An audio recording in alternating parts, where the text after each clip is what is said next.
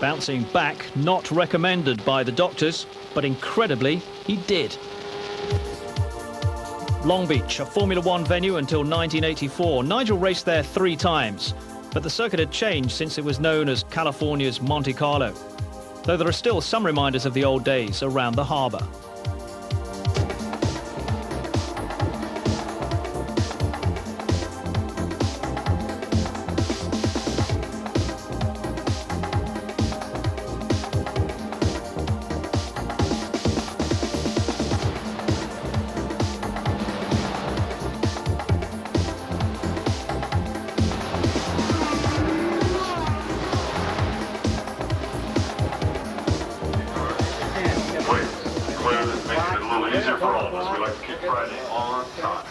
The cockpit of Red 5 was specially padded to make the ride more comfortable, but it also made the fit tighter. Not ideal circumstances to attempt a flying lap of a bumpy, tortuous circuit like Long Beach, but Nigel was game. Close in about 30 seconds.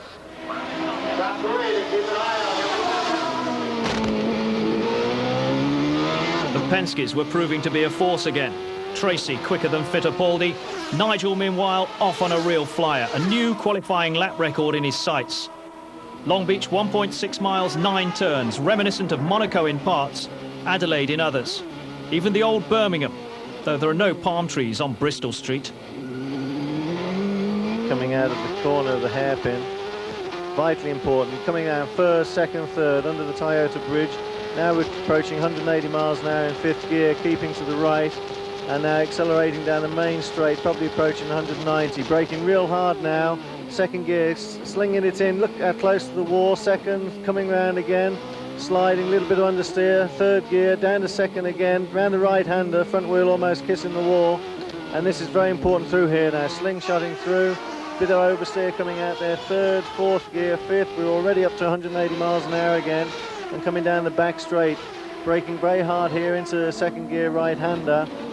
Few bumps here, round the corner, and now drifting, getting over to the other side, swinging it left, keeping it on its nose now, keeping it left, down to second, down to first, round the hairpin, kicking out, look how close to the wall, first, second, third, feeling very quick at this point and just hoping and hoping that it's just a bit quicker than a 53 second.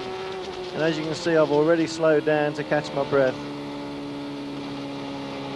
52.9, 108 miles an hour. Pole position again.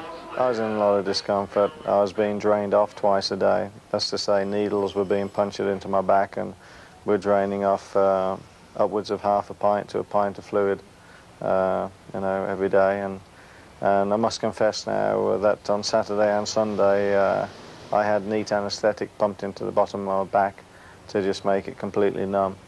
But that was a problem. It was a good thing from the point of view of pain, and I could then drive the car. The problem was I couldn't feel the car because the whole lower part and the one time the actual numbness came down to my knees. So from my knees upwards probably into my chest I couldn't feel any part of my back or bottom, and therefore all the bumps and sensations that were coming through the car I couldn't feel them. In the 105-lap race, Paul Tracy was away to a good start and led after the early stages, trading places with Nigel throughout the race. Then on lap 53, Alan Sir Jr., a 4 times winner at Long Beach, started to close on Red 5. Even in the confines of a street race, this was a mistake that shouldn't have happened. Unser, though, paid the penalty. Nigel's rear wing was damaged, but Unser retired with a broken front suspension. It was back to a 2-way tussle for the lead between Mansell and Tracy. But less than 20 laps to go, and suddenly Nigel was in trouble again as Emerson Fittipaldi slipped past. Mansell drops back. Mansell drops back. Problems with the car ruined the chance of a grandstand finish. I've lost power. I've lost power. You have no power? This is rough as anything.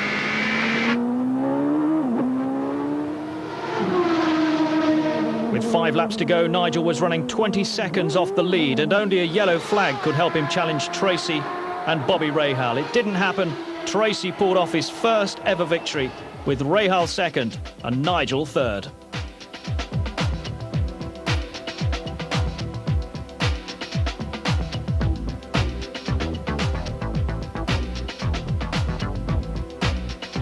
Third at Long Beach, good enough to give Nigel the championship lead, though, over his teammate Mario Andretti, with another ex-Formula One driver, Teo Fabi of Italy, now third in the standings.